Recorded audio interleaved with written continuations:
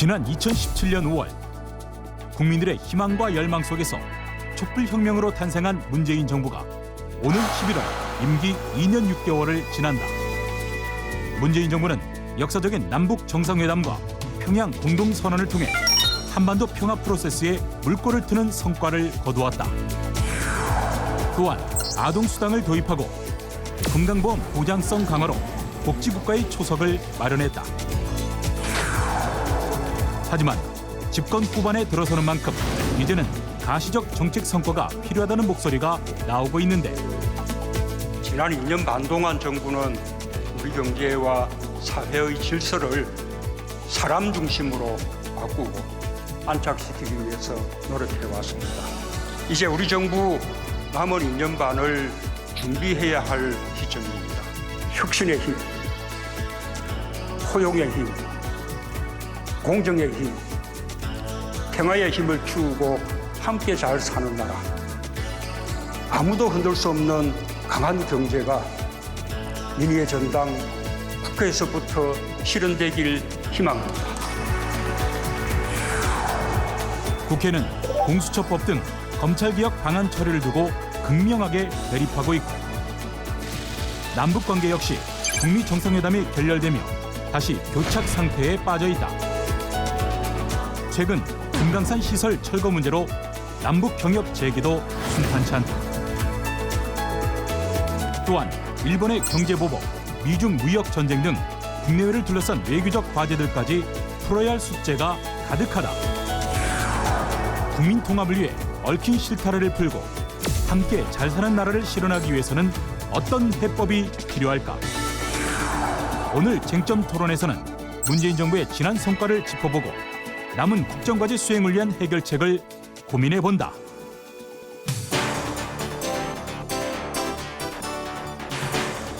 안녕하십니까. KTV 쟁점 토론 김만음입니다. 다음 달 9일 문재인 정부가 임기 2년 반을 지나게 됩니다. 역대 대통령 중 높은 지지율로 시작한 문재인 대통령이 중간 심판대에 서는 셈인데요.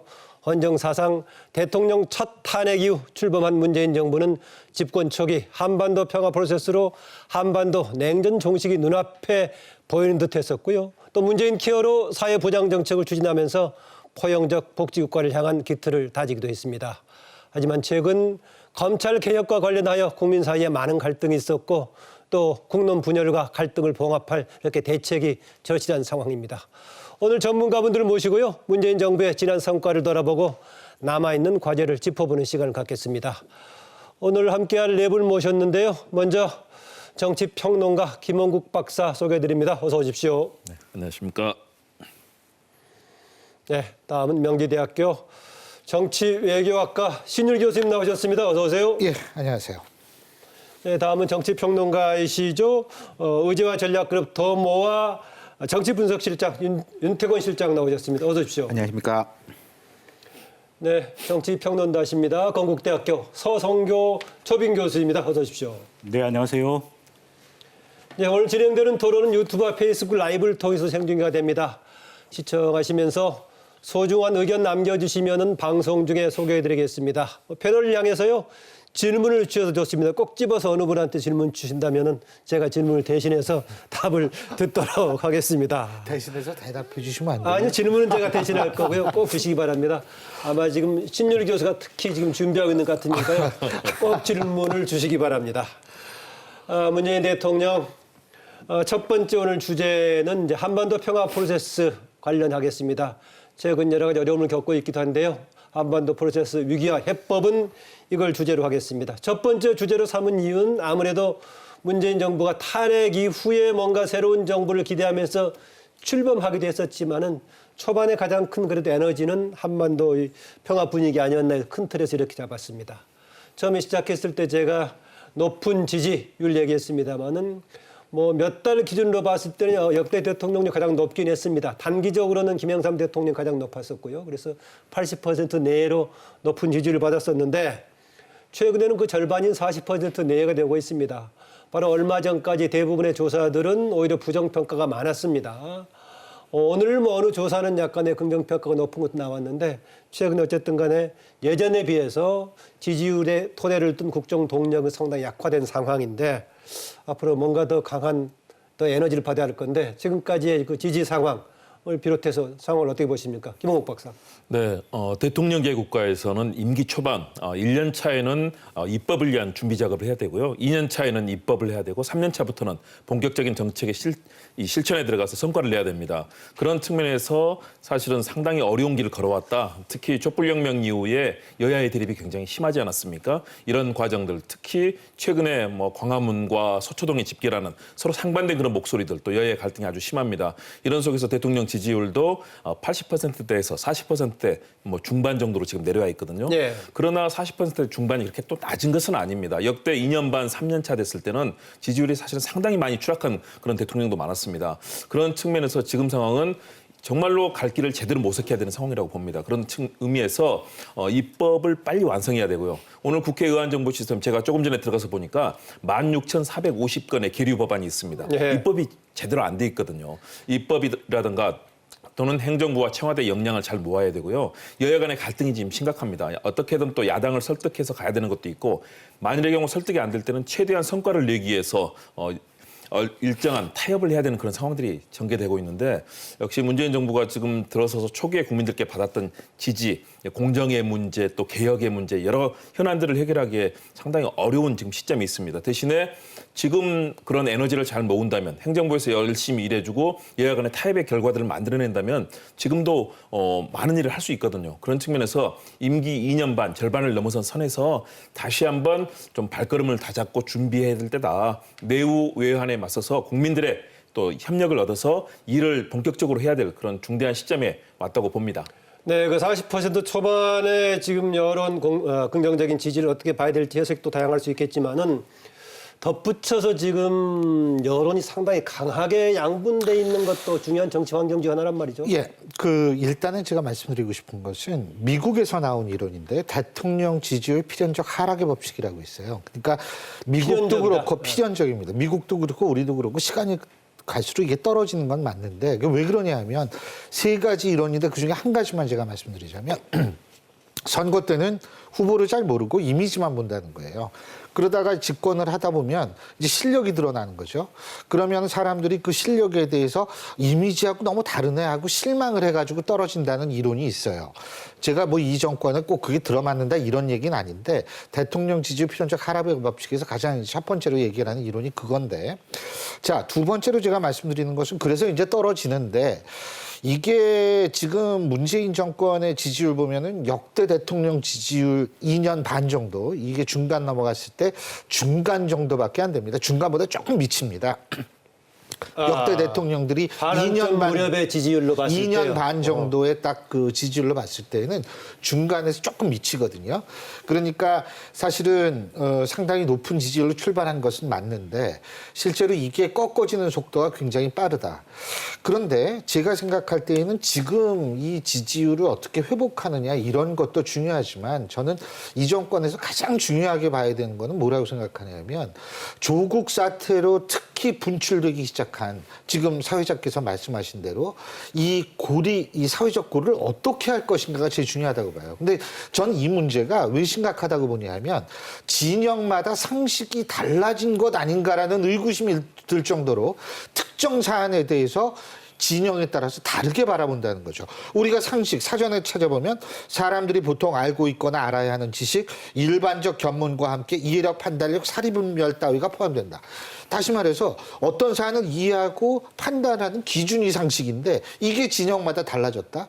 그렇다면 이거는 진영의 골이 거의 바닥까지 갔다라고 볼 수가 있는 거예요. 그렇다면 이거를 과연 어떻게 할 것인가, 어떻게 메꿀 것인가? 저는 이 부분부터 고민을 해야 된다고 생각합니다. 이거는 뭐 정치가 문제다, 정치에 의해서 살아야 된다. 제가 볼 때 그 단계는 지난 것 같습니다. 예, 우리가 간혹 무슨 얘기할 때 조금 각자 다른 소리를 하면 상식을 놓고 보자 이런 얘기하는데 지금 신유리 교수 얘기는 진영에 따라서 상식의 기준도 달라지는 분위기 같다. 뭐 이렇게까지 진단하네요. 그렇죠. 그런 뭐 부분에 저도 일정 정도 공감하고요. 신 교수님 말씀 제가 받아서 말씀드린다면은 그러니까 지금 보편적으로 볼 때 대통령제 국가에서 대통령 지지율은 임기가 지날수록 떨어지고 지금 문재인 대통령의 지지율은 특별히 낮다라고 볼 단계는 아니다. 그러니까 이제 뭐 아주 안 좋은 건 아니다. 근데 좀 특수하게 들어가 본다면은 높은 단계에서 시작해서 좀 속도가 빠른 감인데 이런 게 있는 것 같아요. 낙차가 그렇죠. 크다. 아하. 현 정부의 잘잘못을 떠나가지고 처음 문재인 정부가 시작할 때 비교점은 박근혜 정부였지 않습니까? 박근혜 정부는 이제 선거라는 게 이길 수도 있고 질 수도 있지만은 임기도 비정상적으로 종료됐잖아요. 사람들이 생각했던 거는 정상적인 것, 그냥 정상적인 대통령이 정상적으로 업무를 수행하는 것만 봐도 전 정부하고 비교할 때는 아주 이제 충족감이 높았던 거죠. 기저 효과가 그렇죠. 높았다는 기저효과가 아주 거군요. 높았는데 이제 2년 반이 지나서 그럼 문재인 대통령 누구와 비교를 하게 되느냐? 자기가 임기 초에 이야기했던 것하고 지금 현재 문재인 대통령을 비교하게 되는 거거든요. 그러면은 이제 기준점이 확실히 달라진 거니까 어려움을 겪을 수밖에 없는 것이고, 그래서 저는 앞으로 2년 반 동안은 아까 보편성의 법칙에 따르면은 갑자기 대통령 지지율이 다시 70%, 80% 이렇게 뛰는 경우는 국내에서뿐만 아니라 해외에서도 본 적이 없기 때문에 그런 쪽이 아니라 어떻게 좀 안정감 있게 관리를 할 것인가. 그 신 교수님 말씀하신 좀 통합력을 높이는 거하고 저는 좀 비슷하다고 생각합니다. 안정감을 높이는 것하고 좀 사회 전반적으로 이제 역동성이 결여된 부분들이 있지 않습니까? 경제도 그렇고 정치도 그렇고 정치 되는 것도 없고 안 되는 것도 없다라는 이야기를 너무 많이 들었기 때문에 조금 작은 것에부터 성과를 내는 게 필요하지 않을까 싶어요. 아주 힘든 것보다는 작은 것에서라도 여야 합의를 이끌어내는 모습을 보일 때, 그리고 야당에다가 또 이런 걸 주는 거죠. 이런 것이 당신들한테도 이익이다. 우리만 이익이고 당신들의 손해인 제로섬 게임이 아니라 결국은 공동의 이제 이익을 갖출 수 있는 걸 보여줄 때 좀 집권 후반부를 잘 풀어나갈 수 있지 않을까 싶습니다. 통합의 정치는 현실적으로는 야당과의 뭔가 협상과 통합이 현실적으로는 통합의 사인이다. 이렇게 그렇죠. 보시군요. 예. 서 박사님. 네, 저도 윤태권 실장이 말씀하신 데 상당 부분 동의하는데요. 문재인 정부가 박근혜 대통령 탄핵에 이어서 대통령이 취임했지 않습니까? 예. 그러면은 그 국민적 감정의 갈등과 분열의 골이 굉장히 깊습니다. 그래서 문재인 대통령이 초기에 80% 지지율을 받게 된 것은 굉장히 소통하고 국민들을 많이 만나면서 기대를 많이 가졌거든요. 그래서 저희 정치학에서는 기대 이론이라는 게 있습니다. 모든 대통령 취임 초에는 대통령이 잘해주기를 기대하는 게 있습니다. 거기에 이제 몇 가지가 있는데요. 5월 10일 날 대통령이 취임사에서 몇 가지 말씀을 하셨는데요. 첫 번째로는 평화와 공존의 새로운 세상을 만들겠다고 선언을 했습니다. 그리고 구체적으로는 분열과 갈등의 정치를 바꾸고 야당의 국정 동반자로 삼아가지고 대화하겠다라고 대통령이 여야 간의 대화를 선언했습니다. 근데 실제적으로 남북 문제라든지 경제 문제라든지 최근의 인사 사태에 보면은 대통령이 사과도 충분히 하지 않고 야당 대표들과 소통을 하지 않았거든요. 그런 문제가 있고 또 두 번째로는 이런 이야기를 했습니다. 전국의 인재를 골고루 등용하겠다. 저에 대한 지지 여부와 없이 유능한 인재를 삼고 초려하겠다 그랬는데 문재인 정부 그동안에 2년 반 동안 보면은 캠코더 인사라고 캠퍼 출신 또 자기가 이게 코드가 맞는 사람들 그다음에 민주당 출신들 이런 분들 중심으로 편향된 인사를 하다 보니까 국민들이 전 국민의 대통령이 아닌 어떤 계파나 진영의 대통령이 아닌가 이런 조금 비판을 받게 됐고요. 또 국정 과제도 보면은 사실 민생과 경제가 굉장히 중요한데 사실 너무 남북 관계만 풀면은 모든 게 해결될 듯이 남북 관계에 올인을 했는데 그런 문제에서 남북 관계가 교착되게 되니까 국민들이 상당히 실망을 하게 됐다 이래 보여지는데 지금 문재인 대통령과 정부 입장에 봤을 때는 굉장히 중요한 시기입니다. 지금 초반에 제시한 국정 과제들을 이제는 관리를 하고 성과를 내야 할 임기 중반기로 접어들고 있거든요. 그런 측면에서 청와대 시스템과 행정부 시스템과 여야 간에 이런 과제들을 어떻게 협의하면서 안정적으로 관리할 것인가 이게 최고 과제인데 문제는 내년 4월 달에 총선이 있습니다. 그 총선에서 이기기 위해서는 본인들의 지지자들을 결집하기 위해서 또 편가르기를 해야 되는 이런 현실적인 문제가 있는데 문재인 대통령이 현실 정치에서 이제는 떠나서 대한민국을 위해서 정말 국민의 대통령이 돼가지고 본인이 생각하는 바를 제대로 이렇게 실천해 나간다면은 그래도 상당 부분 국민적 지지를 유지할 수 있지 않을까 그런 생각은 듭니다. 네, 관련된 보완이라든가 이견 얘기 짧게 듣고 다음 주제로 넘어가겠습니다. 한 말씀 드리면요. 문재인 정부의 과제, 촛불혁명이 제시했던 여러 가지 과제들이 있습니다. 공정하고 개혁해야 되고 그런 과제들을 사실은 국민의 기대만큼 많은 부분 실천하지 못한 부분이 있습니다. 아까 대통령 지지율 하락의 법칙을 얘기하셨는데요. 또 하나의 법칙이 대통령 전문성 증가의 법칙이라고 이제 대통령학에서 두 가지를 얘기합니다. 지지율은 필연적으로 하락합니다. 대신에 임기가 중후반으로 갈수록 점점 더 국정에 대한 이해도와 전문성은 강화되는 것이거든요. 그런 측면에서 더욱더 이제 유능함을 보여야 될 때다. 물론 특히 야당의 경우는 사실은 자유한국당이라든가 제1야당이 굉장히 극한적인 이 반대를 위한 반대를 투쟁 이런 측면에 직면하면서 사실상 입법이 굉장히 어려운 측면이 있었습니다. 저는 그렇기 때문에 임기 중후반의 목표로는 핵심적인 몇 가지 의제를 잡고 그동안 실천을 해야 했던 최근에 뭐 패스트트랙에 오른 법안이 있고요. 또 빅데이터법이라든가 꼭 필요한 이런 법안들을 빠르게 성안을 시킨 뒤에 행정부를 좀 다잡을 필요가 있고요. 또 의회와의 관계에서도 결국 자유한국당의 경우 정말 반대를 위한 반대에서 결국 모든 법안에 대해서 이렇게 사보타주하거나 보이콧을 하게 될 경우에는 최소한도 국정에 대해서 같이 할 수 있는 그런 정치적 역량을 모아서라도 예. 성과를 낼 수 있는 가능성을 만들어야 된다. 그런 측면에서 지금은 저는 굉장히 중요하다. 그리고 협력과 그러나 또 일을 해야 되는 두 가지 가치 이거를 앞으로 어떻게 끌고 가느냐. 문재인 대통령 정부의 성과는 저는 거기에 달려 있다고 봅니다.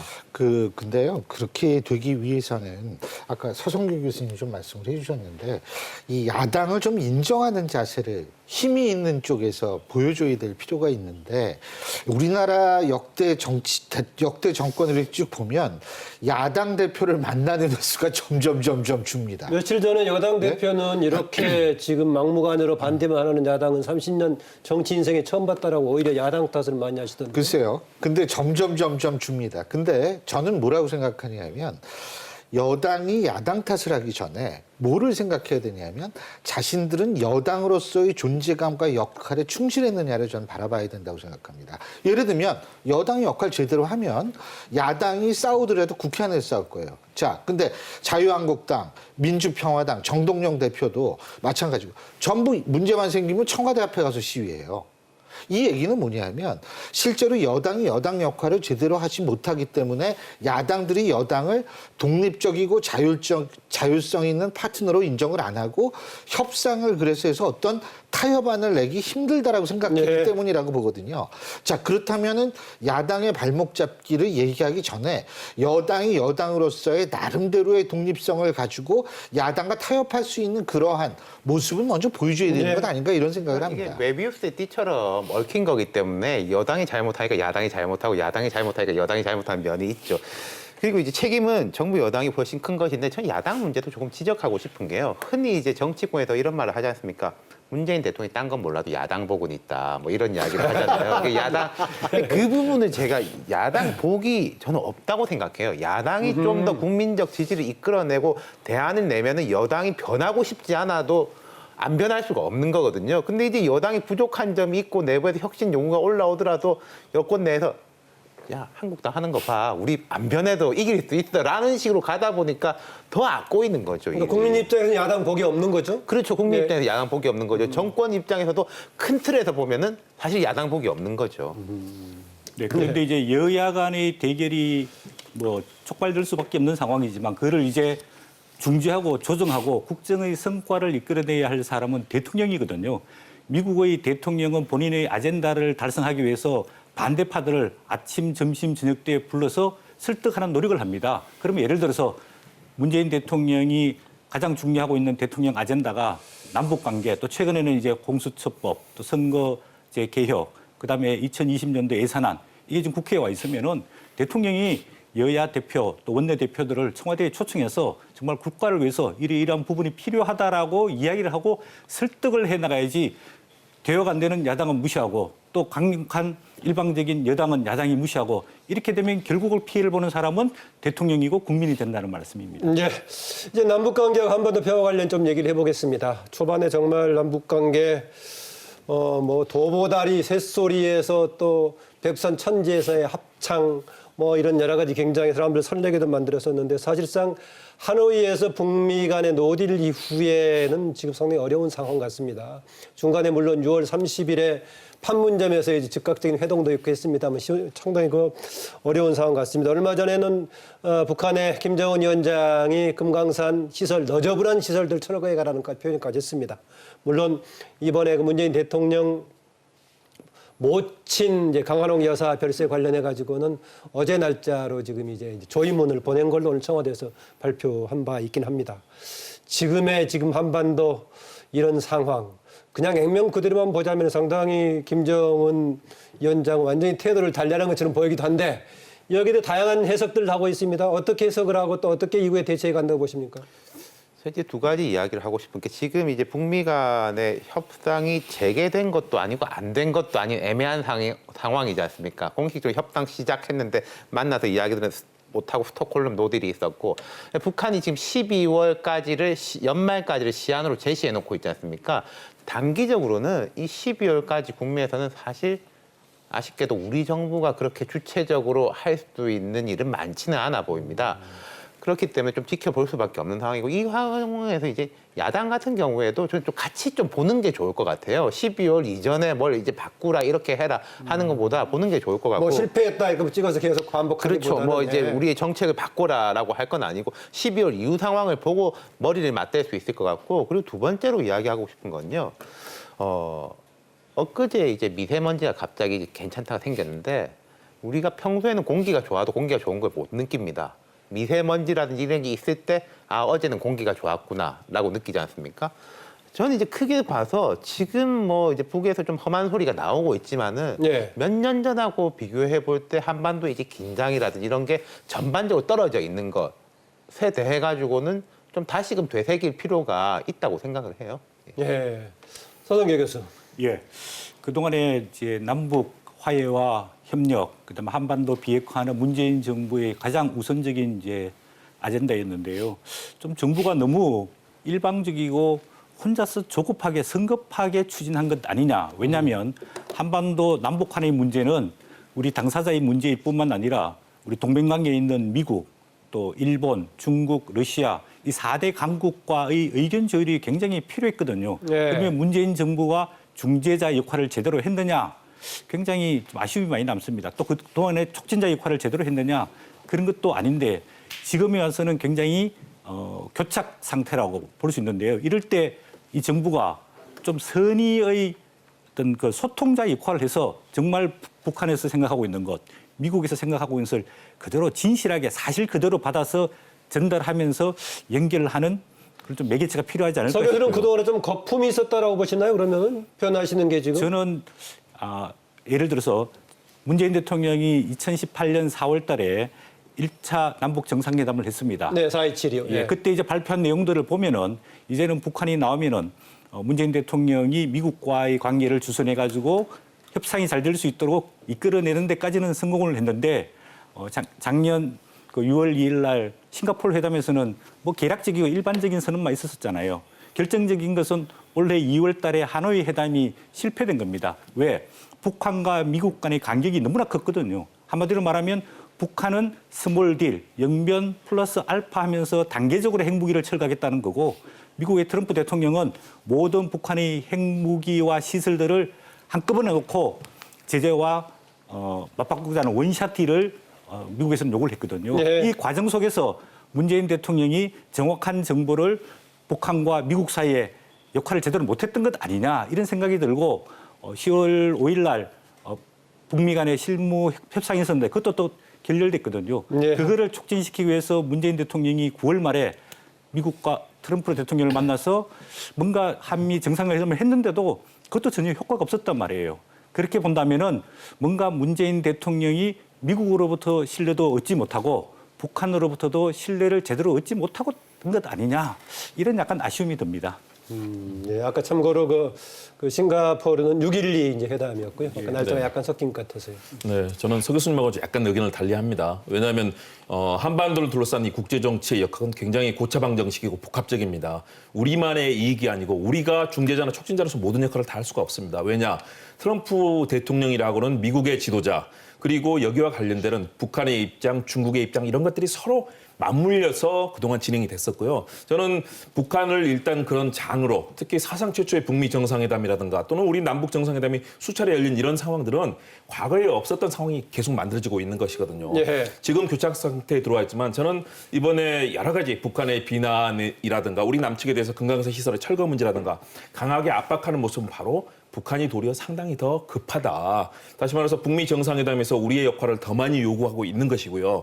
트럼프 대통령이 국내적인 정치적인 문제와 함께 맞물려서 한반도와 이 동북아 문제를 풀려고 하는 다양한 그런 구상을 하지 않습니까? 더군다나 미중 간의 무역 전쟁이 벌어지면서 상당히 이것이 꼬여 있는 상황입니다. 이런 속에서 우리 정부로서는 꾸준하게 북한에 대해서 그런 메시지를 계속 보냈고요. 그것이 북한에서는 함께하는 화해와 또 함께할 수 있는 협력의 길을 만들 수 있는 가능성에 대해서 일단은 기본적으로 인식을 했기 때문에 그동안에 여러 가지 대화가 이루어진 것이고요. 예. 저는 지금 북미 간의 서로 입장이 분명히 서로 간에 다른 점이 있습니다. 아까 얘기하신 것처럼 스몰딜이라든가 또는 원샷으로 해낼 수 있는 이런 가능성들 이런 고비들이 많이 있을 텐데요. 이런 우여곡절은 저는 필연적이라고 봅니다. 네. 북한의 이익과 미국의 입장이 다르기 때문인데요. 저는 우리 정부가 이렇게 중심을 잘 잡고 더군다나 이런 과정이 진행되면서 어땠습니까? 과거 이명박 박근혜 정부 때 뭐 연평도 포격부터 북한에 도발이 있었지만 문재인 정부 들어와서 그런 긴장 상태, 북한의 도발이라든가 이런 것들이 실제적으로 벌어지지 않지 않습니까?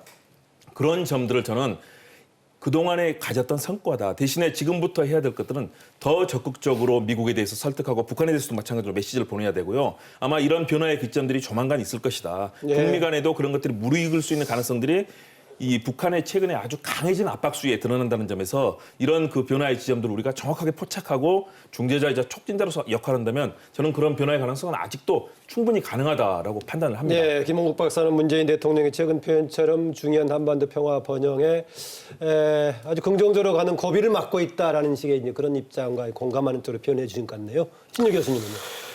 일단은 요새 북한이 도발을 안 한다. 뭐 그러니까 지금 좀 과거보다 나아진 것 아닌가 이런 말씀도 물론 성립이 되겠죠. 근데 저는 사실 뭐라고 생각하냐면 이 우리가 평화를 얘기할 때 적극적 의미의 평화, 소극적 의미의 평화를 얘기하거든요. 최소한도 무력적 도발을 지금 하지 않고 있다. 하지만은 얼마 전까지 단거리 미사일을 수시로 쐈단 말이에요. 북한은. 그러면 단거리 미사일 정도는 괜찮다고 우리가 생각해야 되는 건지. 예? 그거는 도발이 아닌지. 예? 근데 사실은 단거리 미사일 같은 경우에는 대부분이 우리를 향해 있는 거거든요. 그런데 아까 그 임태권 실장은 예전에 상당히 전쟁 혹시 아닌가 긴장했던 시기에 비춰본다면 상당히 진전된 지금 평화 상태다라고 주장을 합니다. 근데 이제 저는 뭐라고 생각하냐면 지금도 도발은 계속 하고 있다라는 점. 둘째, 지금 근본적인 문제가 해결이 안 되면 소극적 의미의 평화, 다시 말해서 무력이 없다라는 것으로 우리가 만족해서는 안 된다. 잠재적 의미의, 그러니까 적극적 의미의 평화라는 건 핵이 일단 핵을 갖고 있는 상황에서는 적극적 의미의 평화가 이루어질 수가 없다. 그런 점에 있어서는 지금 현 정권이 주장하는 평화라는 것이 저는 사실 거기에는 조금 동의하기 힘들다라는 그러면 생각을 대북 하고요. 정책의 기조는 어떻게 가야 된다고 보십니까? 그런데 중요한 것은 뭐냐 하면은 대북 정책의 기조라는 건 철저하게 현실에 입각해서 가져가야 돼요. 현실을 현실 그대로 받아들이고 판단을 해야 되는데 여기 wishful thinking, 그러니까 주관적인 희망이 가미되거나 방향성을 지나치게 강조하게 됐을 때에는 현실에 대한 인식이 약간 왜곡되거나 떨어질 수가 있거든요. 전 그 점을 제일 주의해야 된다고 생각하고요. 하노이 노딜 아까 말씀하셨는데 사실은 하노이가 저는 제일 중요한 제일 중요할 뻔했던 계기라고 생각을 합니다. 그런데 그때 미국이 안 받아들여주는 북한이 어떻게 됐던 간에 중요한 것은 북한은 북한대로 우리한테 실망을 했고 미국은 미국대로 우리를 그렇게 좀 다르게 생각할 수 있는 오히려 그 제일 중요했던 계기인데 그런 상황이 벌어지지 않았나. 운전자? 좋아요. 중재자도 좋고. 근데 운전자나 중재자라는 건 양쪽에서 인정을 했을 때 가능한 얘기거든요. 예. 그래서 그런 측면을 사실 좀 굉장히 안타깝게 바라볼 수밖에 없는 상황이 아닌가라는 생각이 네, 들죠. 김홍국 박사 아까 윤태권 실장이 지금 상황에서는 일단 12월 달에 미국과 북미 간의 관계를 좀 지켜보고 이제 우리의 또 여러 가지 봐야 된다.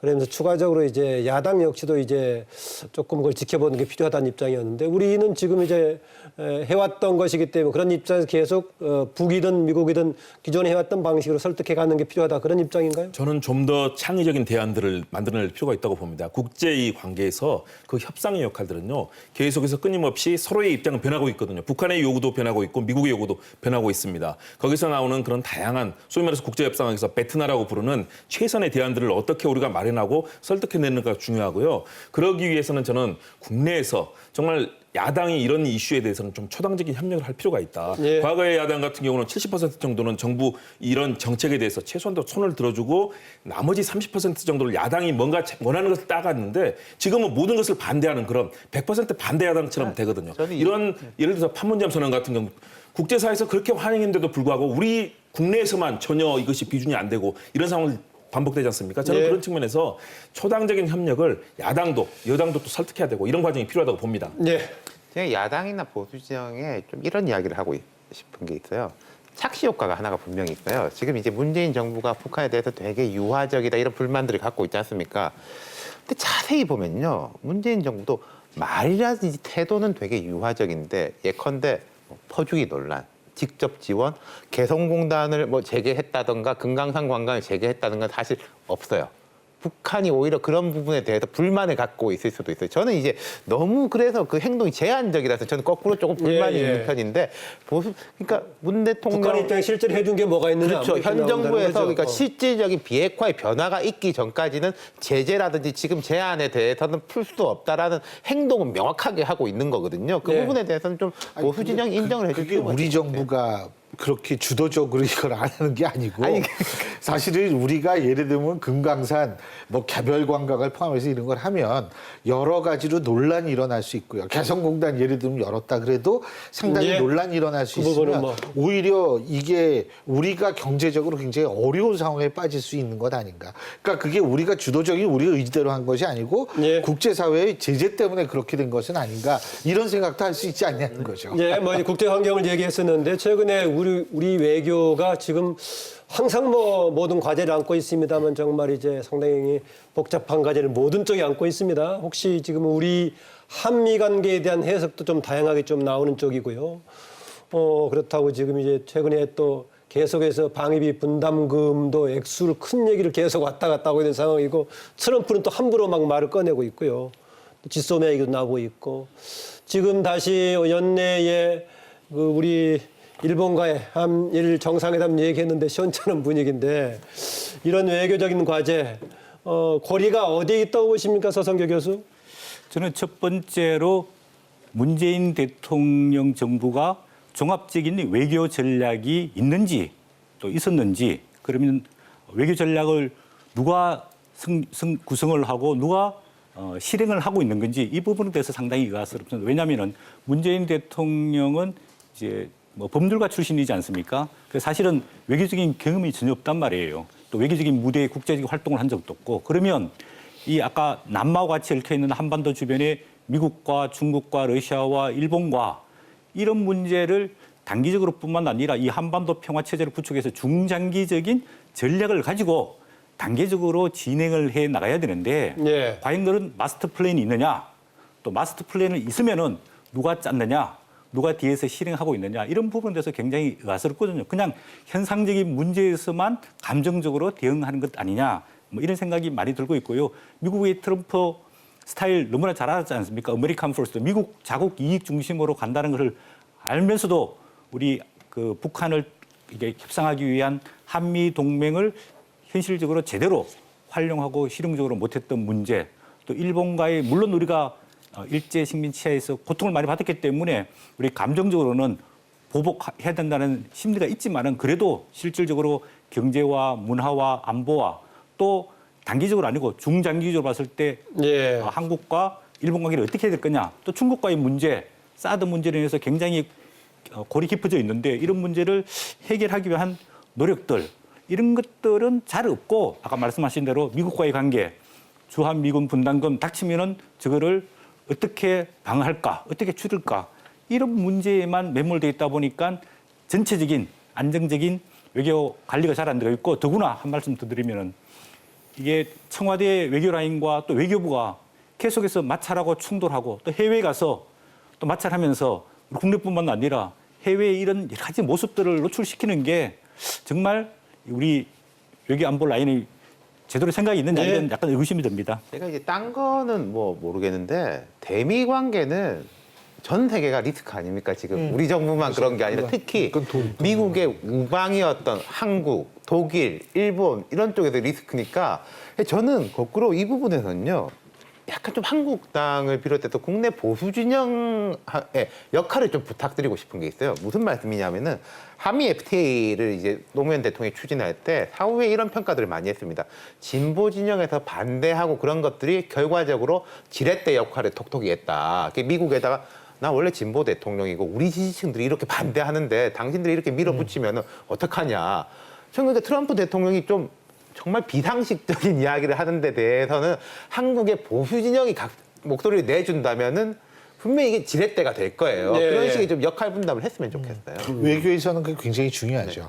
예를 들면은 한미 FTA 이명박 정권 때 왜 광우병 파동이 있었지 않습니까? 사실은 그때도 제가 볼 때에는 그 소위 말하는 시위가 재협상. 미국과의 재협상에서 아주 불리한 게 만든 거 전혀 아니거든요. 그러니까 지금 윤 실장님께서 말씀하신 대로 저도 그런 역할 분담 굉장히 중요하다고 동의하고요. 또 하나는 이 트럼피피케이션이라고 이름 들어보셨죠? 네. 트럼프의 식의 정치가 전 세계를 지금 경악하게 하고 있다라는 거 그런 차원에서 본다면 한미 관계의 문제라는 것이 반드시 이 정권의 문제 때문에 이게 틀어졌다 이렇게 보기에는 좀 힘든 구성이 있다는데 저도 전적으로 동의합니다. 특히 예. 동맹을 돈으로 계산하는 사람들하고 무슨 얘기를 하겠어요? 네. 네. 지금 정말로 힘겨운 시대입니다. 왜냐하면 한국을 둘러싼 그 스트롱맨들, 트럼프, 시진핑, 아베, 푸틴 전부 만만치 않습니다. 뭐 영국의 존슨까지도 뭐 그런 것 같아요. 그럼요. 보니까. 전부가 자기 나라의 국익, 아메리카는 아메리카 퍼스트고요. 우리도 코리아 퍼스트고 다 마찬가지 아니겠습니까?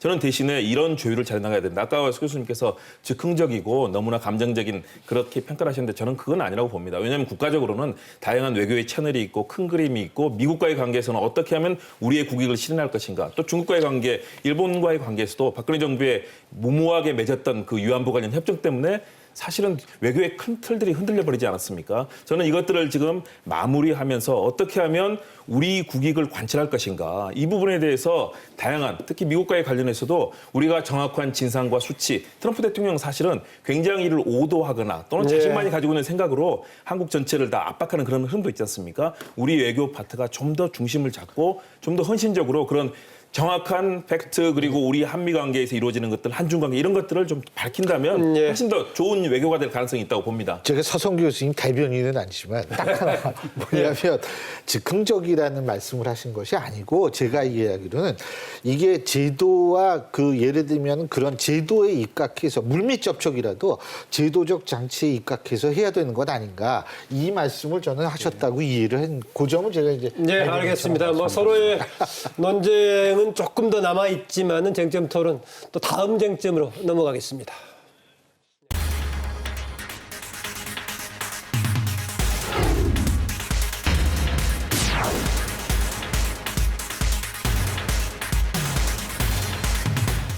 다음 쟁점 포용적 복지국가 실현 관련된 얘기입니다. 문재인 정부 임기 초반에 아동수당 보편적인 지급 또 이른바 문재인 케어라고 불렸던 건강보험 보장성 강화 뭐 이런 여러 가지 성과 있었는데 여전히 또 복지 사각지 남아있기도 하고 또 그 비중에 관한 사람 논란도 있고요. 문재인 정부의 복지 정책 전체적으로 어떻게 평가하십니까? 역시 서성교 교수가 앞에 발언을 부족했기 때문에 이 부분을 먼저 시작하십시오. 문재인 정부 출범할 때 이제 100대 국정과제라는 걸 제시했습니다. 그중에서 이제 복지 부분이 포용적 복지국가, 내 삶을 책임지는 국가를 건설하겠다라고 이야기를 했는데 조금 지금 보면은 그 과제들 여러 가지가 많습니다. 복지 부분도 있고 보육과 교육도 있고 안전 부분도 있고 국민 생명과 관련된 부분도 있고 노동 여러 가지 부분이 있는데 조금 아쉬운 점이 많았다 이런 생각이 들고요. 좀 그래도 괜찮았다 이렇게 평가할 수 있는 부분들은 청년 신혼부부를 위한 주거, 임대주택 마련해 준 것들, 그다음에 노인들 기초연금 좀 인상하고 상향해 준 것들, 아동수당 도입해서 이제 좀 출산과 또 교육과 보육을 정진시키기 위해서 이런 것들은 상당히 뭐 괜찮다라고 생각합니다. 예. 문재인 대통령이 지난 10월 22일 날 국회에서 내년도 예산안 시정 연설을 했는데요. 거기도 혁신적 포용 국가의 초석을 놓고 뭐 기초생활 보장 사각지대도 없애고 여러 가지 이야기를 많이 했습니다. 근데 중요한 것은 정부에서 이렇게 복지를 하는 데는 한계가 있지 않나 그런 생각이 듭니다. 문제는 경제가 뒷받침이 돼야지 복지가 될 수 있는데 정부가 국민 세금으로 받아서 제공해 줄 수 있는 것은 한계가 있거든요. 그런 측면에서 가장 좋은 복지는 경제 성장과 일자리 창출을 통한 복지가 필요해 보이지 않나 그런 생각이 듭니다. 예. 지금 잘 생각해 보시면요. 최저임금이나 주 52시간 노동 같은 부분은 논쟁이 치열한데 진짜 복지에 대해서는 그렇게 논쟁이 크지 않았다라는 생각이 드실 거예요. 지금 이제 시청자들도 생각해 보시면 저는 그러니까 현 정부만이 아니라 우리 정부가 전반적으로 어떤 궤도에 올랐다는 느낌이 드는 게 아하. 박근혜 정부 때 시작했던 기초연금이라든지 생애 그 주기 맞춤형 복지 정책들의 큰 틀이 유지가 되고 있는 거죠. 그러니까 어느 정부가 들어서냐에 따라서 약간씩의 차이, 뭐 문재인 케어로 대표되는 이런 부분에 특히 좀 힘을 주고 싶어하는 차이는 있겠지만은 어떤 이제 큰 틀에서는 변화를 크게 주기 어려운 갑자기 좀 보수 정부가 들어갔다고 해가지고 지금 복지 혜택을 확 줄인다든지 좀 더 진보적 정부가 들어왔다고 해서 2배로 늘린다든지 그러기는 어려운 이제 단계에 이미 접어들었다. 실제로 유럽 국가들 역사에서도 그랬었죠. 그렇죠. 사실은. 예를 들어서 유럽에서 중도 좌파, 중도 우파 정당의 논쟁이라는 게 0.5% 논쟁이라고 흔히 하거든요. 뭐 상승폭을 2.5%로 할 거냐, 2%로 할 거냐. 저는 이제는 우리 사회도 어느 정도는 그 부분에 접어든 것 같아요. 예. 거기에 대해서는 좀 되게 긍정적으로 보는 게 있고 이게 이제 이 정부만 잘해서가 아니라 이전 정부부터 이어오는 게 있는 것인데 그리고 하나 더 말씀드리고 싶은 거는 올해 이제 경제 성장률이 2%가 채 안 될 것 같다. 뭐 1.7, 1.8 상당히 낮다라는 이야기가 나오지 않습니까? 네, 뭐 2% 미만으로 되게 네. 보고 있죠. 근데 목표대로 됐었다고 해도 2.2, 2.3이거든요. 그러니까 지금 잘했다가 아니라 이제는 구조적으로 저성장 국면에 접어들었다는 것도 같이 인식하고 서성규 이야기를 교수님 아까 성장 동력에 관련된 지금 얘기신 것 같은데 그런 부분에 대해서도 어느 정부가 들어오든지 간에 이 구조 자체가 바뀌기는 어렵다는 거죠. 예. 저는 복지에 있어서 제일 중요한 것은 지속 가능성이라고 생각합니다. 그러니까 예를 들면 지금 아르헨티나에서 대선을 치르고 그래서 이 페로니스트들이 다시 컴백했다, 다시 돌아왔다라는 얘기를 하죠. 그러면서 제가 한번 뉴스를 봤는데 그 대선 끝난 다음 날 이제 이 거리에서 인터뷰를 하는데 그런 얘기를 하더라고요. 시민들이 자기 오늘 아침 일어나 정말 상쾌하게 일어났다. 예? 정말 지난 4년간 악몽 같았다라고 얘기를 합니다. 근데 그 지난 4년간 정부가 뭐를 했냐면 그게 복지 정책, 공공요금, 교통비 인상, 보조금, 정부 보조금 이런 걸 전부 줄였어요. 예? 그게 왜 그러냐면 쉽게 얘기하면 주던 걸 안 준 거예요. 전 정부들이.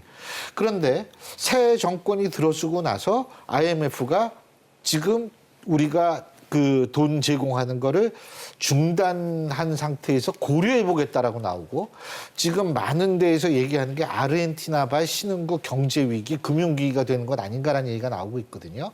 저는 이 부분에서 중요한 것이 뭐냐면 바로 지속 가능성. 근데 그 지속 가능성이라는 것은 분명하게 어느 정도의 경제 기반 위에서 이루어져야 하는 건데 사실은 지금 경제 성장률도 있지만 사실은 국가 채무 비율도 있잖아요. 근데 우리나라가 40%가 조만간 넘을 가능성이 높습니다. 그리고 내년도 예산도 슈퍼 예산이라고 해서 500조 가량을 우리가 지금 513조 얘기하고 있지 않습니까?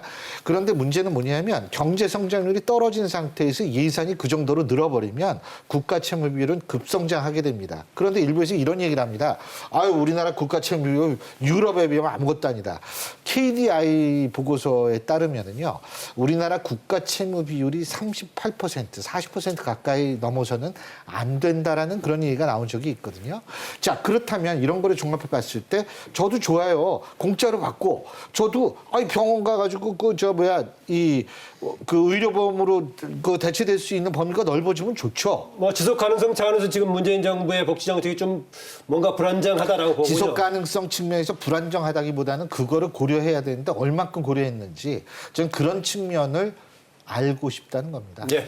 복지는 우리 삶의 동력입니다. 왜냐하면 과거와 분명히 달라졌습니다. 우리가 이제 3만 달을 넘어서고 최근에 이제 개도국 지위를 우리가 포기한다고 하지 않습니까? 우리가 선진국으로 갈 수밖에 없는 필연의 길목을 가야 되는데 그렇다면 저소득층, 과거에 고통받았던 분들이 최소한도 삶에 대한 걱정 없이 살 수 있는 그런 사회. 다시 말해서 김대중 정부 때부터 시작됐던 생산적 복지가 이제 계속해서 정부를 지나면서 이제 진화하고 있는 거죠. 그래서 노인들께도 기초연금을 드리고 아동수당 또 최근에 암이라든가 이런 다양한 질병에 대해서도 많은 이런 보조가 되지 않습니까?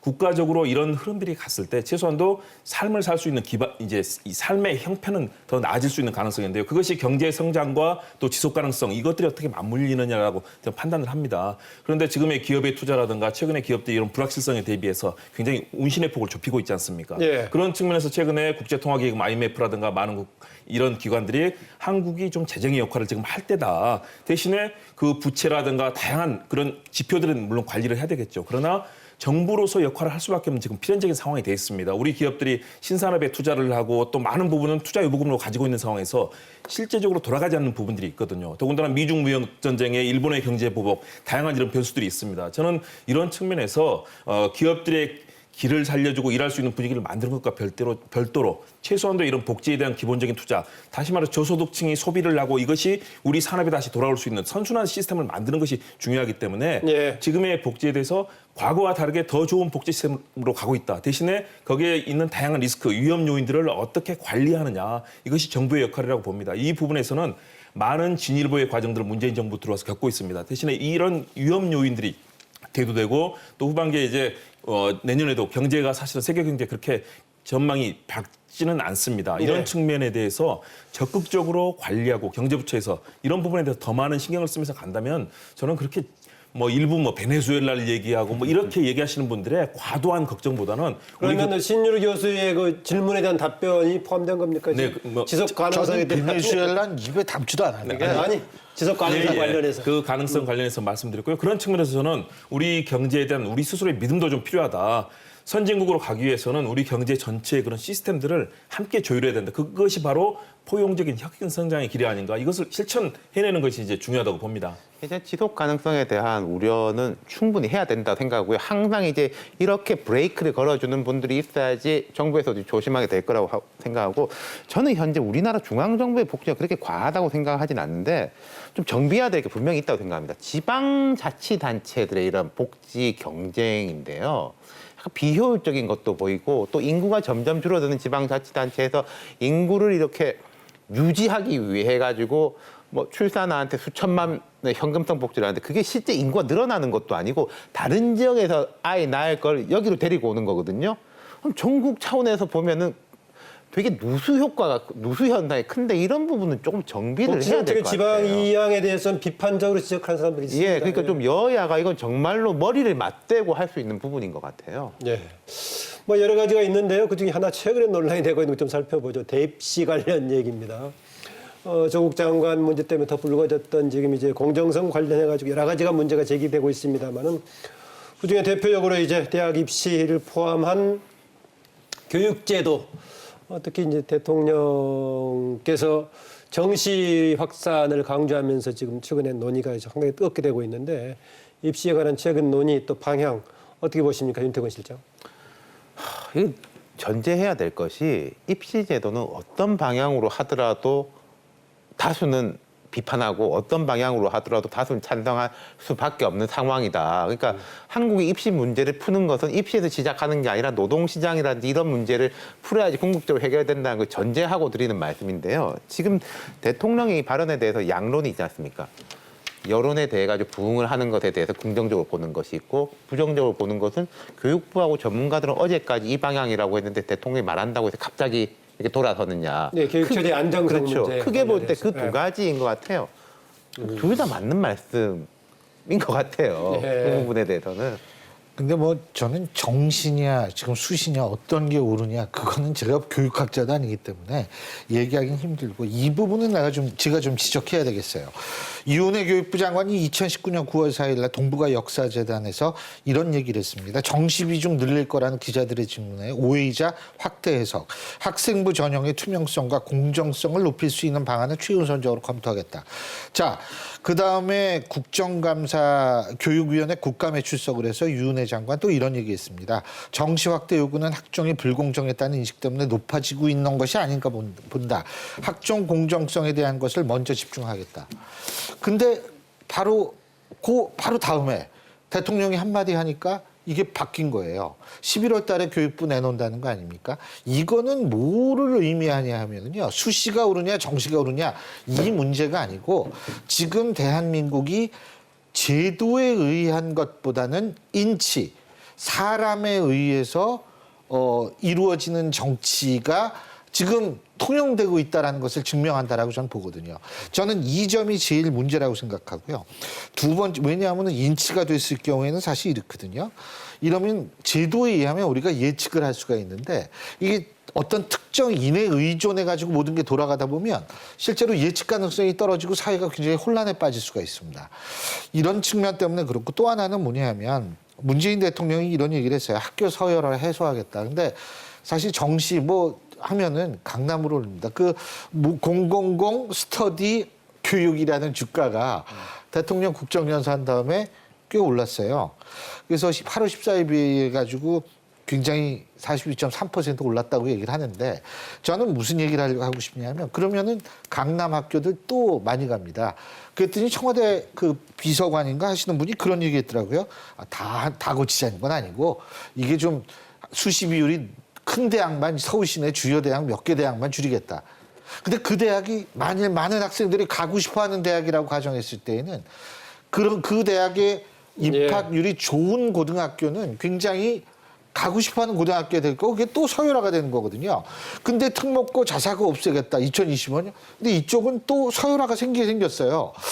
이런 딜레마는 어떻게 하시려고 하는 건지. 저는 교육제도는 항상 그런 딜레마가 있다고 봅니다. 대신에 이것들을 어떻게 국가적으로 관리해 나가느냐. 그래서 이번에 나타났던 방금 말씀하신 혼선 같은 경우는 사실은 있어서는 저는 바람직하지 않다고 봅니다. 항상 있었습니다. 이명박 대통령에 의해서 이렇게 수월성 교육이 강화되면서 결국은 일반 학교의 황폐화라는 이런 지금의 참담한 상황이 이루어졌습니다. 저는 큰 틀에서는 수월성 교육이 가져야 될, 다시 말해서 국가의 영재라든가 뛰어난 그런 인물들을 길러내는 그런 좋은 측면의 교육은 어떻게 가야 될 것이며 또 일반 학교가 지금은 뭐 많이 들으셨겠지만 일선 학교 가면 고등학생들도 밤새 술 먹고 와서 누워서 자도 선생님이 전혀 터치할 수 없는, 왜냐 다시 말해서 그 사회에 공부 잘하고 똑똑한 인재들은 소위 말하는 특목고 자사고 이런 데로 다 가버리고 나머지 학생들은 나중에 대학 갈 희망도 없이 일선 학교는 황폐화되는 여러 가지 현상들이 있습니다. 저는 이런 수월성 교육과 또 일반 학교의 교육들을 정상화시키는 게 중요하다고 봅니다. 그런 문제의식에서 이번 조국 장관 사태 당시에 무수한 그런 스펙을 쌓기 위해서 나타났던 그런 부정적인 현상들, 실제 고등학생이 엄청난 학회를 가고 사실 그럴 필요 없는 것 아니겠습니까? 최소한 우리 사회의 상식인으로서 교양을 쌓는 그런 교육이 돼야 되고 그중에서 뛰어난 영재들은 또 그런 수월성 교육을 받을 기회가 있어야 되는데 모든 것이 우리 사회의 수월성 교육으로 몰리다 보니까 저는 고등학교 일선 학교의 황폐화가 시작이 됐다고 판단합니다. 거기에서 이런 학종의 문제라든가 많은 부분이 대두가 되고 있고 또 학부모들은 자기 아이만은 정말 최고의 인재로 키우고 싶은 학부모들만의 그런 욕구가 있지 않습니까? 이런 부분들을 어떻게 일선 학교의 제도들과 재편을 통해서 해줄 것인가, 그런 측면에서 이런 고민들이 나왔는데 정책 당국의 혼선은 최소화시켜야 된다. 그런 측면에서 지금 상황을 좀 바르게 다잡을 필요가 있다. 이런 말씀 드리고 싶습니다. 옛날 서열화는 안 돼서 자사고 특목고 없애고 새로운 서열화는 괜찮다는 건지 제가 궁금한 건 그런 거예요. 저는 정부에 제 쓴소리 하나 하고 싶은 게 있는데요. 좀 다른 각도에 대한 건데 아까 신 교수님 말씀하셨지만 정부에 그런 이야기했습니다. 서울 주요대 수시 비율이 높은 뭐 쉽게 말해 스카이로 대별된 그 학교에 대한 이야기라는 이제 설명이 뒤따르는데 대한민국의 고등학생들 중에서 그 학교에 다니거나 그 학교를 실질적으로 목표로 하는, 그러니까 추상적으로 나는 저 학교 가고 싶다가 아니라 실질적으로 거기 지원해가지고 경합하는 학생들의 비율이 얼마나 될 것이냐. 그 집값 같은 경우에도 대한민국에서 실제 강남 3구에 살거나 거기 들어가기 실질적으로 희망하는 사람들의 비율이 얼마나 될 것이냐. 저는 과하게 그쪽에 뭐가 맞춰가지고 이게 정부의 방향이 이제 진보적이냐 보수적이냐 문제가 아니라 그쪽에 너무 중심을 두고 왔다 갔다 한다는 생각은 되게 많이 들어요. 그럼 우리가 정부가 항상 전 국민을 포괄해야 되는 건 맞습니다만은 구체로 타겟팅할 때 목표를 평균으로 두든지 혹은 중위값으로 두든지 뭐 그러는 거 아니겠습니까? 근데 항상 이게 휘둘리는 게 아주 윗사람 때문에 휘둘린다는 거죠. 네. 입시 제도가 너무 복잡합니다. 지금 대학교 가려면 입시 전형이 350개가 넘습니다. 다양성 관점보다는 복잡하다는 쪽에 초점을 두고. 복잡하게 되면은 결국은 서민들이 피해를 보게 됩니다. 네. 우리가 우스갯소리로 좋은 대학을 가려면은 엄마의 정보력 절대 필수적입니다. 두 번째는 할아버지 할머니의 경제력, 돈이 뒷받침이 돼야 됩니다. 아버지의 세 번째는 무관심. 아버지의 무관심. 아버지가 이 모르면서 끼어들게 되면은 자녀 이걸 망치게 되는 겁니다. 이게 우리 사회에서 우스갯소리로 나온 이야기입니다. 이번에 조국 전 장관 딸 아들도 결국은 엄마의 정보력, 그다음에 집안의 경제력 이런 것들이 뒷받침돼서 제대로 된 시험 한번 보지 않고 수시로 해서 대학과 대학원을 갔단 말이에요. 그거에서 분노하기 때문에 많은 국민들이 광화문에 나오게 된 거거든요. 저는 첫 번째로 일단 대학 입시는 대학교에 맡기는 게 옳다. 그리고 모든 사람이 공평하게 볼 수 있도록 입시 제도를 단순화시켜야 된다. 그래야지 나중에 모든 학생들과 부모들이 수긍할 수가 있습니다. 지금 이런 제도에서 운이 너무나 많은 작용을 하고요. 정보가 너무 많은 작용을 합니다. 이거는 반드시 불공정을 타파하기 위해 가지고 해체를 해야 된다고 생각을 하고요. 두 번째로는 그러면 고등학교, 대학교에서 우리가 미래에 필요한 인재들이 어떤 거냐. 그런 대학 교육의 새로운 인재 교육상 정립 이런 것들이 좀 반드시 필요하다고 보여지고 있고요. 또 우리나라 대학교 교육 수준이 학교마다 좀 천차만별하고 또 대학교를 졸업했다고 해가지고 국제사회에 나가서 활동할 수 있을 정도로 실력 양성이 안 되고 있거든요.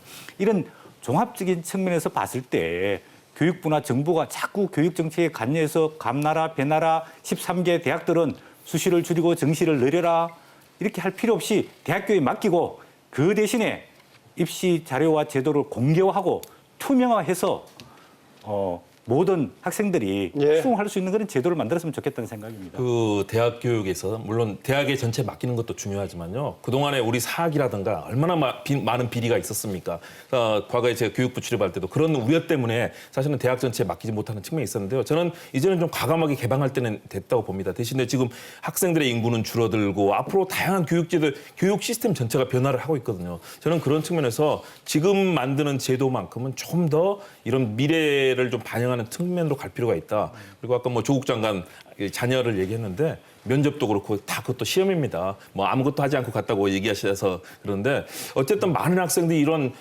좀 고통 속에 빠지게 되는 교육제도의 시스템에 있어서는 학생들이 함께 고민하고 또 좋은 인재로 네. 해나갈 수 있는 길들을 열어주는 그런 어른들의 노력이 필요하지 않나 생각을 합니다. 네, 쟁점 토론 오늘은 문재인 정부 2년 반 그 성과와 과제라는 주제로 함께하고 계시는데요. 현재 유튜브와 페이스북 라이브를 통해서도 이제 계속하고 있습니다. 생방송을 하고 있는데 여기에 의견 남겨주신 분들 중에서 한 두세 분 소개해드리겠습니다. 아이디를 또치라고 하셨네요. 또치님이 의견 주셨습니다. 촛불 민심으로 만들어낸 정부인 만큼 국민이 우선인 정부라는 느낌이 들었습니다. 모든 정책이 국민 한 사람 한 사람 입맛대로 맞춰지는 것은 아니지만 또 이렇게 바뀌다 보면 사회 불평등도 조금씩 해소되지 않을까요? 당장은 만족스럽지 없지만 이렇게 가다 보면은 목적이 달성될 수도 있다라는 얘기였고요. 레몬 추리님도 의견 주셨네요. 저출산 고령화 시대인 만큼 정부가 노인 빈곤을 걱정하는 것은 당연하다고 생각합니다. 그런데 청년 입장에서 나중에 세금 폭탄으로 돌아오는 건 아닌지 걱정이 되는 것도 사실입니다. 아까 그 신율 교수님이 얘기했던 지속 가능성 문제, 지금 정부에서 당장의 해결의 문제뿐만 아니라 좀 그렇습니다. 쟁점 토론 계속해서요. 다음 쟁점으로 좀 넘어가겠습니다.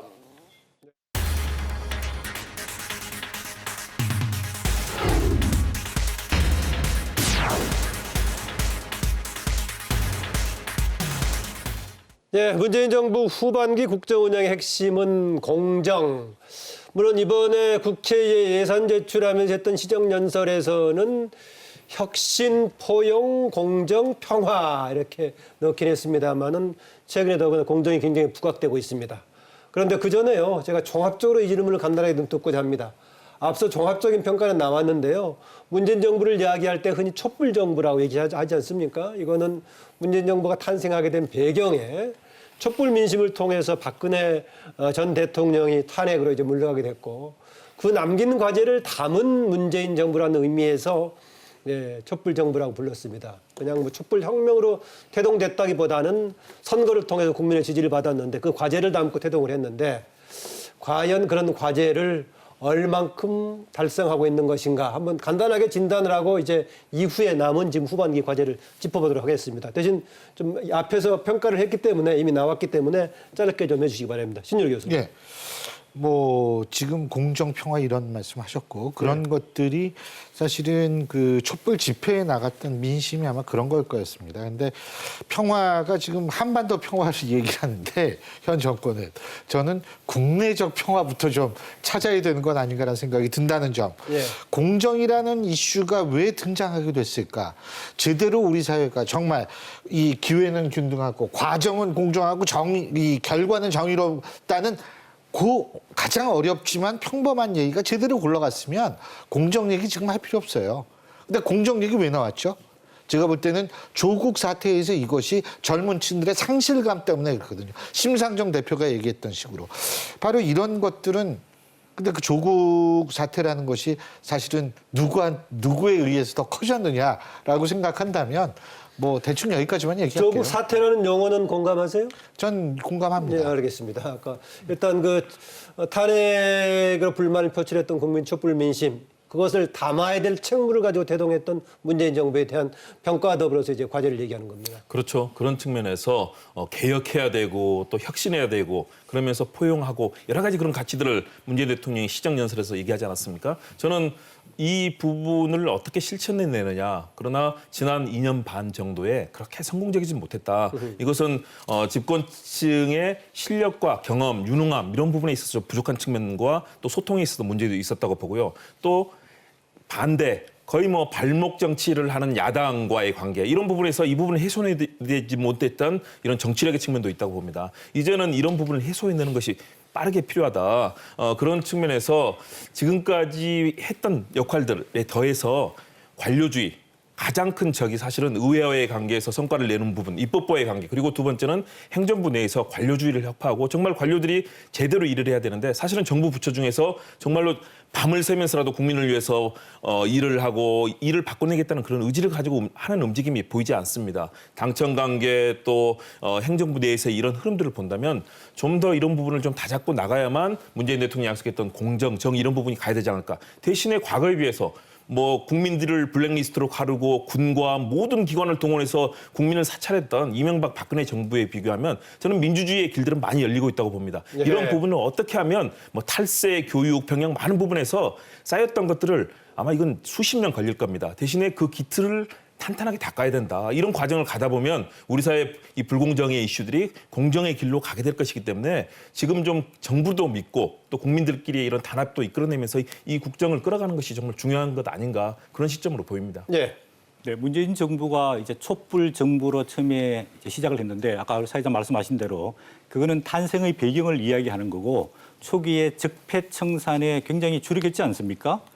이제는 적폐청산과 촛불 정부라기보다는 그 국민들이 요구했던 거 박근혜 전 대통령 탄핵 사태가 왜 일어났습니까? 결국은 민주적인 방식으로 공개적으로 투명하게 국정 운영을 하지 않았기 때문에 이런 사태가 벌어졌거든요. 그러면 반면교사로 문재인 대통령도 민주주의를 제도적으로 숙성을 시키면서 본인도 민주적으로 국정 운영을 해야 할 필요가 있다고 보여집니다. 첫 번째 아까 말씀드린 대로 야당이 싫지만은 야당과 머리를 맞대고 협의하고 야당의 동의를 받아낼 수 있는 협치 정치를 반드시 해야 되고요. 야당의 발목 잡기도 반성 과제라고 김홍국 교수는 저는 얘기했습니다. 그렇지 않다고 생각합니다. 왜냐하면 야당은 사실 국정에 대해서 큰 책임이 없지 않습니까? 이런 남북 문제, 경제 문제 다 대통령이 책임져야 되는 과제입니다. 그러면 그런 과제에 대해서 야당한테 솔직하게 다 이야기를 하고 정보를 공개하고 야당의 협조를 이끌어내는 게 진정한 민주적인 국정 운영이라고 보여지고 있거든요. 그다음 두 번째는 이제 인사라든지 또 우리 교육이라든지 검찰 개혁이라든지 이런 사회적인 제도화 부분들이 많습니다. 이런 부분들을 이제 중후반기에 제도적으로 어떻게 계획해 나갈 것인가 이게 이제 가장 중요하다고 보여지는데요. 예전부터 이런 말이 있습니다.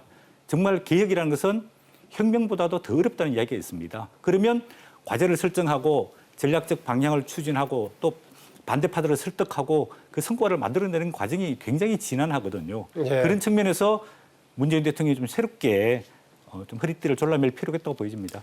이제 좀 성공의 역설이라는 개념을 이야기하고 싶은데요. 촛불혁명, 촛불 정신이 무엇이냐?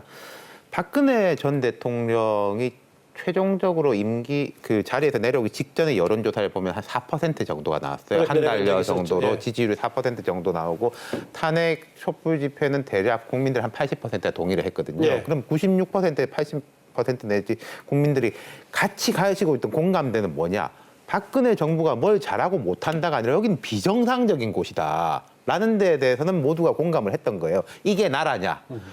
그렇게 해서 문재인 정부 출범한 직후에는 이게 또 진보 보수의 문제가 아니라 정상적으로 돌아가는 이제 정부로구나 하는 데 대해서는 80% 국민이 박수를 친 거예요. 초반에요. 예. 그렇죠. 근데 그 다음에 자, 어떤 나라냐라는 이야기가 되면서부터는 생각이 달라질 수밖에 없는 거거든요. 이건 저 옳고 그름의 문제가 아닌 것 같고 좀 어려움을 겪을 수밖에 없다고 생각한 게 공정이라고 이야기를 하는데 공정에 대한 생각이 다 다릅니다. 20대 남성들이 볼 때는 우리가 여성들한테 역차별 당한다라고 생각하고 있고 여성들은 여전히 남성 위주의 사회가 돌아가고 있어서 정말로 어려움이 있다라고 생각하고 저는 이 중에서 제가 제일 어린 것 같은데 70년대, 80년대 생들이 볼 때는 60년대생 386 세대들이 너무나 기득권을 쥐고 있고 또 자기들이 회사 그만둘 때쯤 되니까 정년 연장까지 이야기한다라고 하고 있고 또 어떤 공공기관 내 비정규직들은 오래 일한 우리가 정규직이 되는 게 공정하다고 생각하는데 또 젊은이들은 시험으로 다 뽑는 게 공정하다고 생각하고 있거든요. 이 부분에 대해서 하나하나 맞춰가는 게 쉽지 않을 것이고 저는 현 정부가 솔직히 남은 한 2년 반 동안 공정에 대한 사회적인 좀 기준들과 합의를 몇 가지 끌어낸다고만 해도 정말 다음 정부한테 좋은 유산을 남겨주는 거라고 생각해요. 예. 그게요. 누가 그러더라고요. 20대는 꿈이 없고 20대는 꿈이 없고 20대는 일이 없고 30대는 집이 없고 40대는 자기가 없고 50대는 일이 없고 60대는 미래가 없다. 이런 신율 얘기를 교수님 몇 대세요? 저는 일이 없는 세대입니다. 근데 뭐 일이 있으시잖아요. 근데 제가 이거 사실 그 지난주에 국회에서 그 예산정책 토론회 사회를 보면서 어떤 거기 그 야당 의원이 얘기를 한 그 내용인데요. 그 얘기 맞다 틀리다 떠나가지고 지금 윤 실장님께서 그 공정이 세대마다 다를 수 있다라는 갑자기 저도 동감을 해서 생각이 난 건데 저는 사실 이런 생각이 들어요.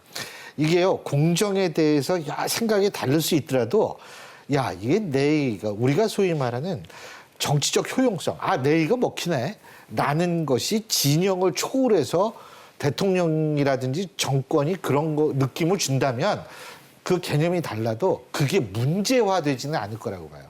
근데 사실은 현 정권이 뭐 소통, 투명성 이런 거 가지고 얘기하면서 집권을 했어요. 그러니까 집권하고 그 얘기를 했어요. 그리고 뭐 대통령의 일정을 뭐 쫙 그 청와대 홈페이지에 분 단위로 뭐 이거 보여주겠다 막 이러면서 집권을 했는데 근데 제가 아까 말씀드렸잖아요. 이게 어떻게 갈수록 야당 대표나 야당 의원들하고 소통도 없어지고 이게 뭐 거기에 이렇게 이 투명하게 잘 그 일정이 나온다라는 기자들의 얘기도 그렇게 많지는 않은 것 같고요. 그런 점에서 저는 좀 안타깝다고 보고 한마디만 더 할게요. 오바마 대통령 시절에 미국에 그 오바마 케어라든지 이런 법안이 있을 때는 사람을 야당 의원들을 만날 뿐만이 아니라 전화를 그렇게 했다는 거 아니에요. 대통령이. 자, 그 미국은 우리보다 의원 수가 많습니다. 근데 대통령이 전화를 합니다. 지금 현 정권이 그런 노력을 기울였다라는 것은 아직 듣지를 못했습니다. 예. 소통이란 건 그런 거예요. 예. 그 전화 얘기가 나오니까 제가 그 근래 데지그네이트 서바이버라고 하는 지정 생존자 보니까는 대통령이 계속해서 이제 뭔가 법안 통과시키려고 전화를 거의 뭐 밤새워서 하는 장면이 나오던 것 같던데요. 우리가 앞으로 아이템을 한 2개쯤 더 다루려고 하니까 이 부분은 좀 짧게씩 답해 주시기 바랍니다. 당장 최근 이제 국정 관련해서 국회에 쟁점이 되고 있는 것이 공수처 관련입니다. 검찰의 개혁에 중요한 화두가 돼 있는데 어제 오늘 보니까 이제 뭔가 조금 중간에 절충안이 좀 새롭게 나오고 있는 것 같아 보이기도 한데 이 공수처 이거 어떻게 해결될 걸로 전망하시고 돼야 된다고 보십니까, 신율 교수? 예. 저 갑자기 저를 시키시네. 그럼 뭐 다른 거 하실까요, 먼저? 아니요. 그게요. 전 뭐 공수처 이 부분에 대해서 아직 백혜련 의원의 안과 권은희 의원의 안 뭐 지금 여러 가지가 있잖아요. 근데 제3회 지금 절충안들도 나오고 근데요, 있습니다. 예. 어쨌든 공수처 이 안이 현실적으로는 선거제도 개정안과 맞물려 있다라는 것은 저는 부정할 수는 없을 것 같아요. 그렇기 때문에 공수처 안이 어떻게 됐던 간에 좋습니다. 그 취지가 어떻게 그러면 됐던 선거 간에 개정과 맞물려 있는 국회의원 정수 확대 여지가 있다고 보시면 어떻습니까? 저는 사실은 그것도 가능하지는 않을 거라고 봐요. 지금 그 갤럽 여론조사인가요? 국회의원 숫자 늘리는 거 벌써 나왔잖아요. 우리 윤 실장님 여론조사 전문가시니까 아시겠지만 전 그건 가능하지 않다고 생각하고요. 문제 그 두 가지예요. 일단은 그 의도 의원 수 늘리자. 사실은 OECD 기준으로 하면 12만 명 인구 12만 명당 의원 한 명씩입니다. 평균이야, 평균이. 근데 우리나라 그거보다 훨씬 많아요. 그러니까 늘리자는 거 있는데 그 의도가 우리 일을 너무 열심히 하다 보니까 너무 힘들어가지고 좀 늘려줘. 이거 하고 이거 안 늘리면은 지역구 의원들 반발이 심하니까 이거 늘리자. 이거하고는 다르거든요. 동기가 꼼수가 아닐까라는 의구심을 주면은 전 일단 아니라고 생각하고요. 두 번째는 뭐냐면 지금 일 안 한다 뭐 이런 거 떠나가지고 정치인들, 의원들이 사회적 갈등을 이용해서 자신의 정치 생명을 누리려고 한다라는 측면. 이것 때문에 저는 사실 반대하는데 그게 그래서 어려워지면 공수처 이것도 어려워지지 않을까라는 그러니까 생각이 이게 두 가지로 볼 수 있는 게 현실적으로 이 법안이 이번 국회에서 통과될 것이냐의 가능성의 문제와 이 공수처 자체의 이제 가치와 검찰개혁 나눠서 볼 수 있는데 물론 붙어 있는 거죠. 하지만 억지로 나눠서 본다면 저도 신유 교수님 말씀처럼 되게 부정적이에요. 다 이게 너무 엮여 있고 의원 정수 문제는 이게 늘어나려면 두 가지여야 됩니다. 모든 정치 세력이 다 같이 욕을 먹을 각오가 돼 있으면은 누가 유리하고 불리하고가 없지 않습니까? 단일 대우를 형성해서 같이 욕 먹으면 되는데 단일 대우가 아닙니다. 그럼 두 번째로는 국회의원들은 하기 싫은데 국민들이 압박이 강하면은 혹시 가능한데 국민들 하지만 하는 압박이 강하니까 이것도 아닌 것이고 그럼에도 불구하고 지금 공수처하고 검찰개혁에 대해서 아주 세밀한 문제들은 논쟁이 있을지언정 이 부분에 대해서는 여야 진보 보수 국민 모두가 사실 공감하는 게 아니냐. 검찰의 이제 과한 부분 물론 이건 정치권이 자초한 면이 있어요. 뭐만 있으면은 검찰에 들고 가고 고소 고발하고 서로 간에 하니까 이렇게 된 건데 지금 손을 될 수 있는 또 적기라고 생각해요. 이만큼 여론이 올라왔을 때. 현실성은 좀 지금 실현될 가능성에 대해서 상당히 아쉬웠고 회의적인데 당연하고 지금 중요하게 해야 될 시점이다. 지금 이제 그렇게 보고 있네요. 서성기 교수. 저는 공수처 설치에 대해서 개인적으로는 반대합니다. 그다음 선거법 개정에 대해서도 반대하지만 현실적으로는 이게 공수처 설치가 대통령의 지금 중요한 국정 과제가 되어 있는 거거든요. 또 민주당이 내년 총선을 치르기 위해서 개혁의 주요한 첫 번째 화두로 돼 있기 때문에 어떻게 해서든지 추진하지 않을까 현실적으로는 보여지고 있고요. 딱 윤태권 실장 정반대네요. 현실성과 당위성에 있어서. 왜냐하면 지난번에 패스트 트랙에 찬성할 때 상임위원회에서 5분의 3 이상의 동의를 받았거든요. 자유한국당을 제외한 나머지 당들이 찬성을 했거든요. 이제는 본회의에 부의됐고 본회의에 상정이 되면은 과반수만 찬성하면 통과가 될 수 있기 때문에 현실적으로는 통과될 수 있는데 이게 과연 우리 사회에서 공수처가 필요하냐 이런 문제에 대해서는 간단히 한 말씀 드리겠습니다. 왜냐하면 문제가 있을 때마다 새로운 제도를 만들면은 그 제도에 대한 비용은 누가 다 되는 겁니까? 국민이 세금에서 대야 되는 거거든요. 이번에도 한 25명의 검사와 그다음 전체 구성원이 한 100명 이상 지원이 되는 수사관들도 있고 수사관이 되는데 기존에 있는 제도들이 많습니다. 약간은 다르지만 특별 감찰관 제도도 있습니다. 그거는 대통령과 대통령 친인척, 그다음에 청와대 수석 이상의 고위공직자들. 그런데 2년 반 동안 특별 감찰관도 아직 임명 안 하고 있습니다. 그리고 또 이번에 패스트트랙 올라와 있는 검경수사권 조정이 있습니다. 그렇게 되면은 무소불위의 검찰의 권력이 상당히 약화됩니다. 그다음 세 번째로는 또 국회에서 그동안 논의되어 오고 있는 상설 특검 문제.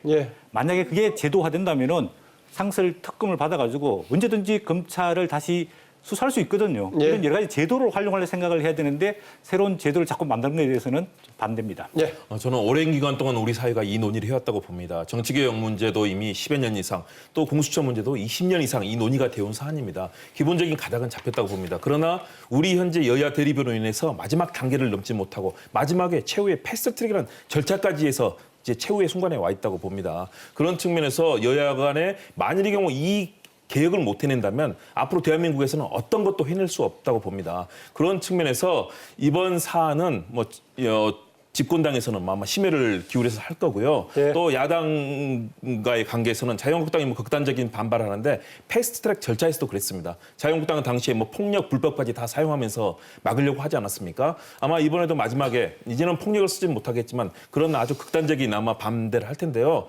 마지막 단계에 와 있다. 저는 공수처 필요하다고 봅니다. 공수처가 없는 한 그런 특히 검사 또 판사, 경찰들 자신들의 일은 다 무마시키고 정가원으로 온갖 특혜를 받는 이 무소불위의 사법 권력들에 대해서 앞으로 반드시 해내야 될 개혁의 그런 과제 네. 중 하나라고 보여요. 그런 측면에서 마지막 단계에 와 있다. 조금 더 힘을 모아서 이런 개혁을 해내는 것이 그래야 앞으로 우리 사회 모든 법안이라든가 국정의 이슈들을 끌고 갈 때 성취를 해낼 수 있다. 마지막 단계라고 봅니다. 네, 마지막 질문 드리겠는데요. 30초씩 드리겠습니다. 길어지신 분은 마무리 발언 기회를 안 드리고요. 그걸로 대신해 버리겠습니다. 마지막 질문은 뭐냐? 이제 우리가 정책적인 내용 컨텐츠를 가지고 얘기했는데 결국은 또 국정 운영에서는 이끌어가는 사람들 아니겠습니까? 또 그게 어떤 사람들로 구성되느냐가 국민들의 또 정부에 대한 인식에도 굉장히 중요한 역할을 합니다. 이제 대통령 이하 이제 책임을 지고 있는 이낙연 국무총리 민주화 이후에 가장 장기적으로 지금 재임했다라고 얘기하는데 이낙연 총리를 비롯한 혹시 이후에 내각 구성이라든가 청와대 스텝진의 변화 가능성 또 어떻게 하는 게 바람직할까 한 30초 정도씩 짧게 압축해서 윤태곤 실장은 또 정치부 기자 출신이니까 압축해서 얘기해 주십시오.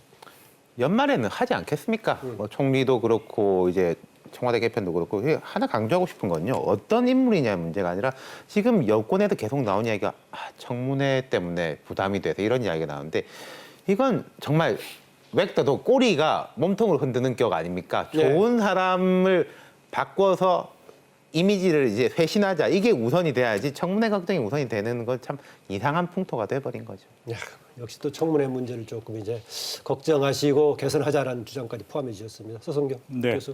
이낙연 총리가 총선 역할론이 주어지면 마다하지 않겠다 했기 때문에 아무래도 윤태곤 실장 말씀하신 대로 연말쯤에는 개각이 일부 있을 것 같습니다. 네. 그런데 이제 개각 나가시는 분들은 그렇지만은 새로 들어오실 총리나 여타 장관들은 문재인 대통령 이제 임기 중후반기로 넘어가기 때문에 좀 안정적인 국정 관리와 운영을 할 수 있는 분들이 새로운 내각에 들어갔으면 좋겠습니다. 네, 김용국 교수.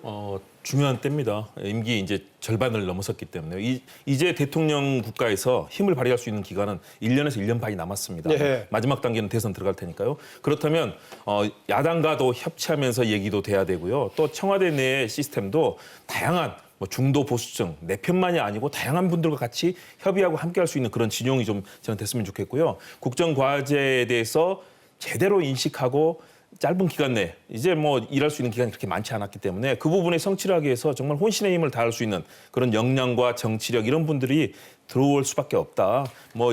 그만큼 기록을 세웠다는 것은 바뀔 수밖에 없다는 상황 아니겠습니까? 네. 좋은 인물들이 좀 많이 들어왔으면 합니다. 저는 간단하게 정치공학적으로 말씀을 드리겠습니다. 이낙연 총리가 총선 역할론을 요구받을 수밖에 없는 게 굉장히 이미지가 개방적이고 합리적인 이미지를 여권에서 가장 많이 주고 있는 인물이다. 그렇기 때문에 총선, 특히 정치인 출신이기 때문에 그래서 나갈 가능성이 저는 높다고 생각합니다. 그리고 또 하나는 뭐냐면 그럼 후임자가 누가 돼야 되냐.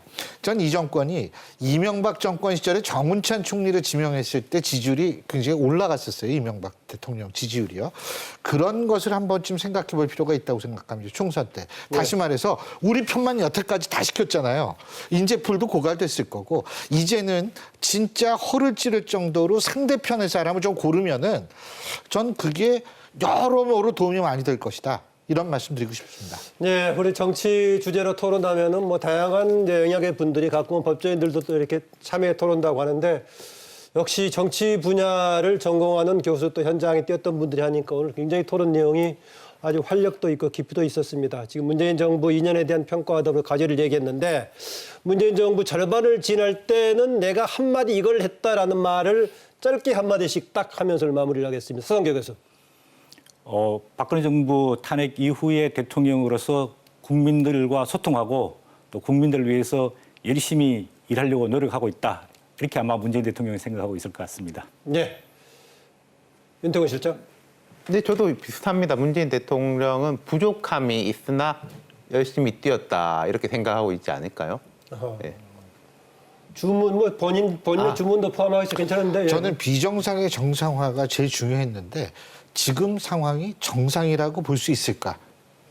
예. 아마 저는 혼신의 힘을 다했다고 봅니다. 트럼프 대통령도 설득하고 또 북한의 김정은 위원장도 설득하고요. 또 많은 노력을 했다고 보는데요. 부족한 측면이 분명히 있었던 것을 아마 문 대통령도 지금 지지율이라든가 많은 절감을 하고 있을 겁니다.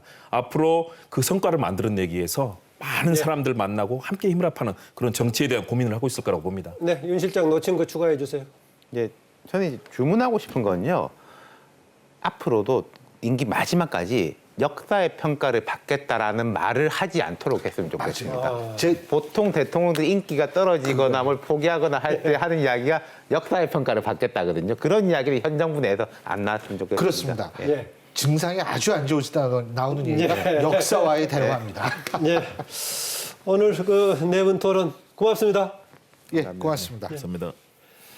네, 헌정사상 처음으로 그 대통령 탄핵 이후에 문재인 정부가 그 탄핵에 했던 촛불 민심을 정말 책무로 안고 탄생했습니다.